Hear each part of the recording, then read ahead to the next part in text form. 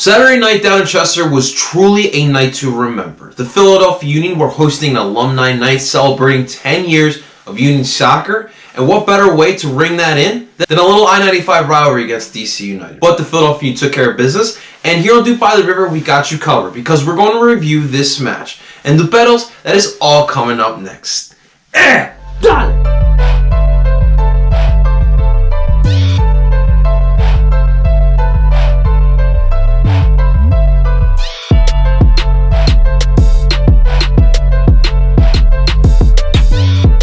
That is right, welcome everyone to DOOP By The River, the show where we follow everything Philadelphia Union with me, Parcero Philly. And if this is the first time you're tuning in, if you're returning back, I just want to say thank you for tuning in.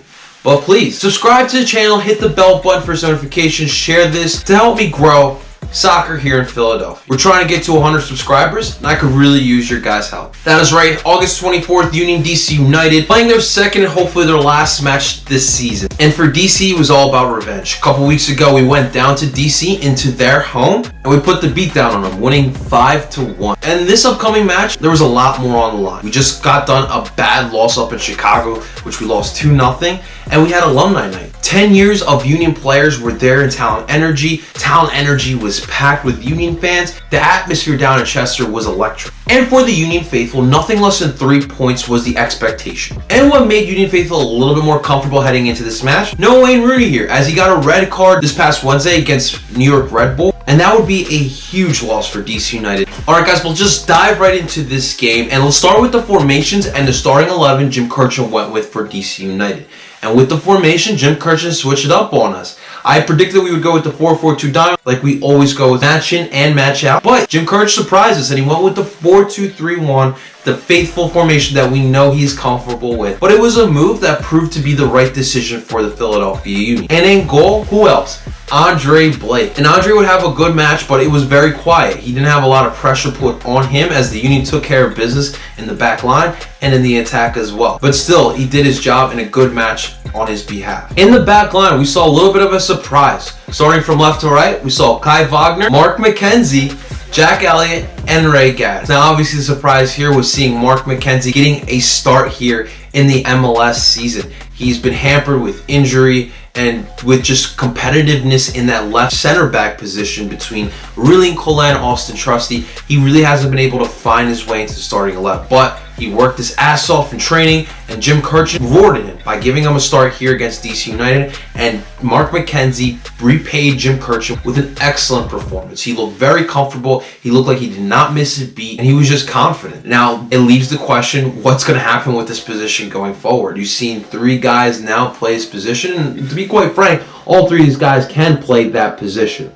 I, for one, you guys all know, I'm a huge Mark McKenzie fan, and that's who I want to see at that left center back position. Let's keep an eye out for what goes on going forward. Kai Wagner, not the best match defensively, got beat a couple of times, but on the attack, he was on point, and he actually led to the first goal for the Philadelphia Union on that nice assist to Kasper Shabilko. An overall good match by him.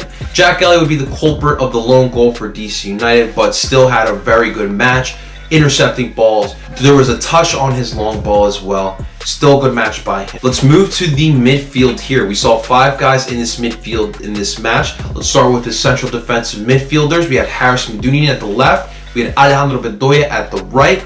The 3 midfielders, we had Brandon Aronson, Jamiro Monteiro, and Elsinho. Elsinho got a start this match. The super sub, as we all know, was given the keys to start. It was a pretty quiet match. It wasn't the Elsinho-like match that we know, but Elsinho did get a goal here. But guys, to be quite frank with you, the player to talk about in this midfield is Brandon Aronson. This was his first start we've seen him in quite some time now. He's been dealing with injury and just dealing with that slump that young players his age go through. He started off hot this season and kind of cooled off for a little bit as teams were figuring him out, getting a little bit more physical, and he definitely dealt with some injuries, but he came back in this match and he absolutely performed his best. He even got a goal, first goal since his first appearance with the Philadelphia Union.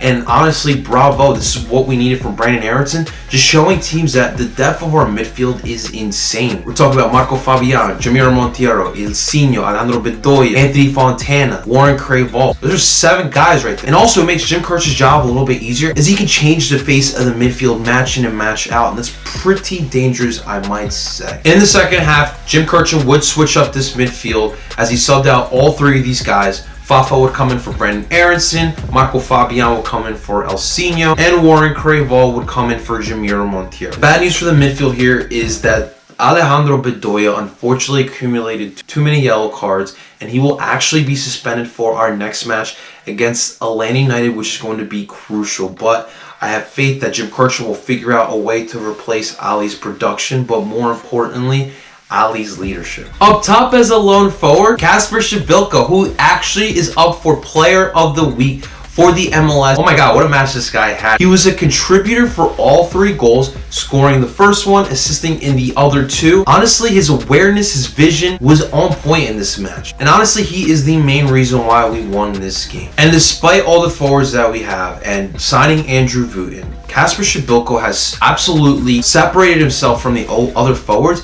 And this is our top forward right now. Alright guys, let's dive into this match now, because right off the bat, the Union started off pretty freaking hot. With the emotion and the electric atmosphere with Alumni Week, it seems like this team fed off of that. And in the 5th minute, with some brilliant passing between Kai Wagner, Brandon Aronson, and Kacper Przybylko led to the Union's first goal. Kai Wagner crossed it into the center of the box, and Kacper just tapped it in to get it right past Bill Hamid to put the Union up 1-0. 11 minutes later, the Union kept pushing forward, kept putting this DC United line under attack. And in the 16th minute, Kacper Przybylko would find a streaking Brandon Aronson down the center of the pitch, and Brandon Aronson would have a nice low shot to the far left corner of the net and got past Bill Hamid again, putting the Union up 2-0 and bringing some confidence back to Brandon Aronson, might I add. To end off the first half, in the 36th minute, Kacper Przybylko again found Ilsinho, who worked his magic a little bit, got into the box, and shot the ball low again. Damn, Bill Hamid really can't stop these low shots, but that would put the Union up 3-0. Going into halftime, had us feeling pretty excited here. And in the second half, you would expect the Union to keep the pressure, keep the attack going, and add some more goals, but that really wasn't the case. In the 56th minute, Luciano Acosta would work his magic and would find the back of the net for DC United, cutting the deficit to 2 goals.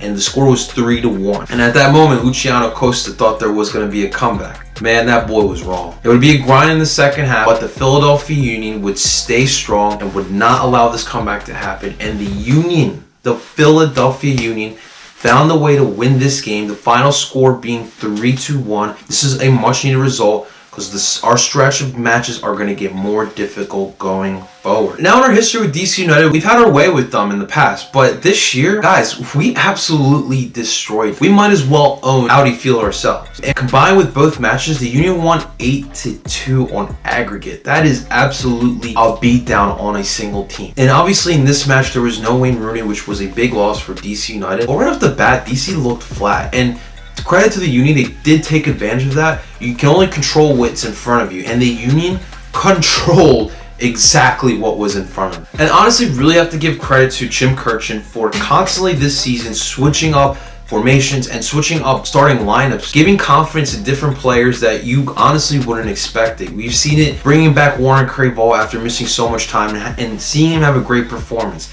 This match, we saw Mark McKenzie and Brandon Aronson come back after Mark McKenzie hasn't really played this season, and Brandon Aronson's been missing some time over the past month, and both these players showed up. We saw him switch the formation from the 4-4-2 to the 4-2-3-1. Really worked to the Union's advantage. And that really shows you how this Philadelphia Union team really responds to Jim Kirchen, and they trust Jim as well. That's really huge, guys. I want to continue seeing the tactical genius from Jim Kirchen, this especially in the playoffs. We're going to need that in the playoffs.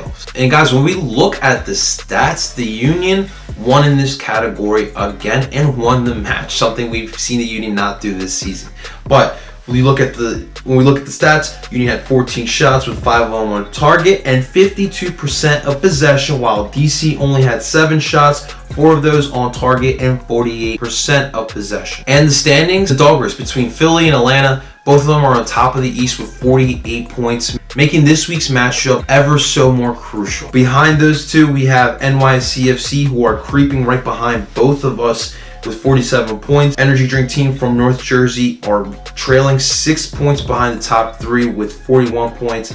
DC is falling hard. They are now in 5th place with 39 points. New England is surging up more and more. They are now in 6th with 38, and in 7th, TFC seem to have locked that up with 34 points. Guys, what a great victory this was. And unfortunately, I was not able to be there, which sucks, but I will be there next week. But the point is here, with the Union doing this great celebration of Alumni Night this weekend, and seeing how Talent Energy looks so electric. Sons of Ben was rocking, Keystone Ultras were rocking as well, and just everyone was engaged. And it seems more and more, I see it on Twitter, I see it on the streets, the Union relevance is happening. And I said it from day one, the moment the Union start winning is when people are going to start showing up and actually caring about the Union. I got people who don't care about soccer coming up to me and asking, yo, what's going on with the Union? I see that they're in first place. They still there? And I can happily say, yes, we're still in first place. Guys, I did an all-time starting 11 for the Philadelphia Union over the past 10 years. I will put a link up here, but definitely check that out. I had a lot of fun doing that, and I want to hear your guys' opinion on that. It was definitely something great for the week that we just had. But guys, this week,